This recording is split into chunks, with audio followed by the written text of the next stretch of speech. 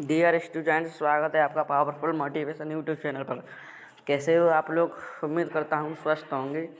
तो हमने आपको चैप्टर 2 के लक्ष्मण परशुराम संवाद के हमने आपको अन्य महत्वपूर्ण प्रश्न और पाठ्य पुस्तक के प्रश्न करा दिए हैं। तो आज हम आपका चैप्टर नंबर 6 का के पाठ्य पुस्तक के प्रश्नोत्तर स्टार्ट करेंगे। तो चलिए स्टार्ट करते हैं। आपका पहला प्रश्न है कि जयशंकर प्रसाद का जन्म कब हुआ था? तो इसका उत्तर बनता है आपका क्या? 1889 ईस्वी में जयशंकर प्रसाद जन्मे थे। आपका क्वेश्चन नंबर सेकंड है, जयशंकर प्रसाद द्वारा संपादित पत्रिका का नाम? इसका नाम है इंदु। आपका प्रश्न नंबर 3 है, जयशंकर प्रसाद के किन्हीं 3 काव्य संग्रहों के नाम बताइए। तो इसका उत्तर है जयशंकर प्रसाद के 3 काव्य संग्रह लहर, झरना तथा चित्राधार। आपका प्रश्न 4 है, ईश्वर की प्रशंसा का राग कौन गा रहा है? तो इसका उत्तर है ईश्वर की प्रशंसा का राग तरंगमालाएं गा रही हैं। आपका प्रश्न नंबर 5 है, मनुष्य के मनोरथ कब पूर्ण होते हैं? इसका उत्तर है मनुष्य के मनोरथ दयामय ईश्वर की दया होने पर ही पूर्ण हो जाते हैं। आपका प्रश्न नंबर 6 है, अंशमाली का क्या अर्थ है? अंशमाली का अर्थ सूर्य है। आपका प्रश्न नंबर 7 है, आपका प्रश्न 7 क्या कह रहा है आपसे? प्रकृति पत्नी के अंशमाली से कवि का क्या आशय है? ये आपके लघु उत्तरात्मक प्रश्न स्टार्ट हो जाते हैं यहाँ से। तो इसका उत्तर है सूर्य के उदय होने पर ही कमलिनी खिला करती है। खिलना प्रसन्नता का द्योतक होता है। कवि ने ईश्वर को प्रकृति के चराचर सभी पदार्थों को प्रसन्न करने वाला बताया है। यही उस कथन का आशय है। इस कथन का यही आशय हुआ कि सूर्य के उदय होने पर ही कमलिनी खिलती है और खिलना प्रसन्नता का द्योतक होता है। और कवि ने ईश्वर को प्रकृति के चराचर सभी पदार्थों को प्रसन्न करने वाला बताया है। यही इसका आशय है। आपका प्रश्न 8 है कि कवि ने ईश्वर को अनादि क्यों कहा है? तो इसका उत्तर है ईश्वर को ही संपूर्ण ब्रह्मांड का सृजन करता माना जाता है। ईश्वर ही इस संपूर्ण ब्रह्मांड का सृजन करता है। अतः सृष्टि से पहले भी ईश्वर विद्यमान था।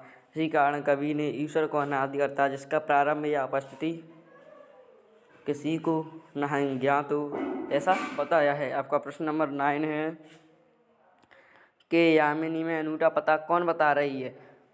तो इसका उत्तर है यामिनी अर्थात रात्रि। यामिनी का अर्थ रात्रि में आकाश में जगमगाते असंख्य तारों की ज्योति ईश्वर के अद्भुत स्वरूप का संकेत कर रही है। भाव यह है कि रात्रि में तारों से भरा आकाश ये संकेत कर रहा है कि उस परम प्रभु का दीपकों की पंक्तियों से प्रकाशित विशाल मंदिर कैसा होगा। आपका प्रश्न 10 है, दयानिधि से क्या तात्पर्य है? तो इसका उत्तर है दयानिधि से तात्पर्य ऐसे ईश्वर से है जिसके हृदय में सृष्टि के सारे जीवों के लिए अपार करुणा भरी हुई है, जो किसी को भी अपनी दया से वंचित नहीं रखता, सभी प्राणियों की सभी मनोरथों को पूर्ण किया करता है। आपका यहाँ से निबंधात्मक प्रश्न स्टार्ट हो जाते हैं जो आपके काफ़ी बड़े क्वेश्चन हैं। तो आपका प्रश्न नंबर 11, प्रभु कविता का सार जो है, आपकी 2 कविताएं दे रखी हैं इसमें। तो प्रभु कविता का सार है, एक ही कविता है, सॉरी मैंने गलती से कह दिया 2 कविताएं। प्रभु कविता का सार है वो आपको अपने शब्दों में लिखना है। तो प्रभु कविता में कवि जयशंकर प्रसाद ने अपनी भावुक वाणी में परमेश्वर के विराट और परम उदार स्वरूप के दर्शन कराए हैं। कविता में कवि ईश्वर को चंद्रमा की निर्मल किरणों के समान प्रकाशमान बता रहा है।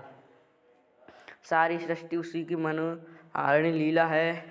सागर उसकी अपार दया और तारंग मालाएं उसकी मानता का दर्शन करा रही हैं।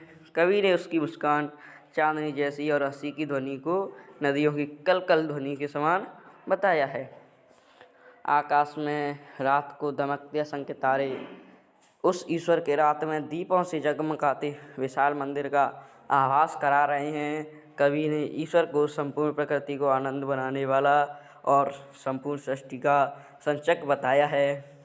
कवि का दृढ़ विश्वास है, कवि को पूरा विश्वास है कि ईश्वर की दया से जीव की सारी मनोकामनाएं संपूर्ण हो जाती हैं। आपका प्रश्न नंबर 11 हो जाता है फिनिश। अब आपका प्रश्न नंबर 12 है, प्रभु कविता की भाषा की विशेषताएं बताइए। इसमें आपको बतानी है कि कवि ने जो प्रभु कविता लिखी है उसमें कैसी भाषा का प्रयोग किया है, भाषा कैसी है। तो इसके बारे में उत्तर है प्रभु कविता की भाषा कवि जयशंकर प्रसाद की प्रतिनिधि भाषा तो नहीं कही जा सकती, किंतु यह तत्सम तथा तद्भव शब्दावली का बड़ा सहज सम्मेलन प्रस्तुत करती है। यह क्या करती है? तत्सम तथा तद्भव शब्दावली का सहज सम्मेलन प्रस्तुत करती है। कविता की भाषा में जहाँ विमल, इंदु प्रसार, तरंग, स्मित, निनाद, अंशुमाली आदि तत्सम शब्दों का प्रयोग किया है। ये तत्सम शब्द हैं, वही इनके साथ कवि ने बता रही दे के प्यारे, निरकना, धुन, अनूठा, माली, होने आदि तद्भव शब्दों का प्रयोग किया है। ये तद्भव शब्द हैं, किसी संकोच के प्रयोग किया है, कोई भी संकोच नहीं किया उन्होंने प्रयोग करने में।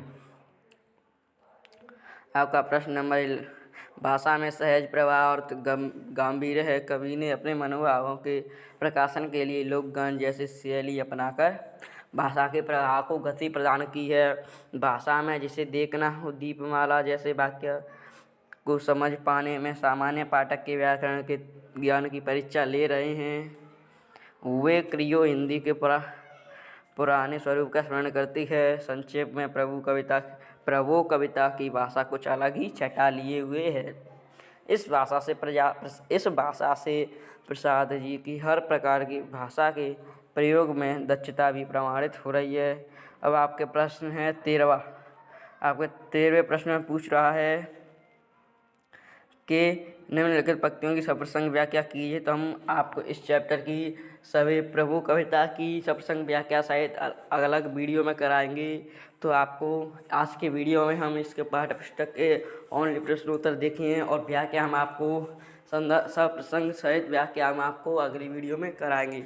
अगर आपको वीडियो अच्छा लगे तो लाइक करें, दोस्तों के साथ शेयर करें, चैनल को सब्सक्राइब करें। धन्यवाद।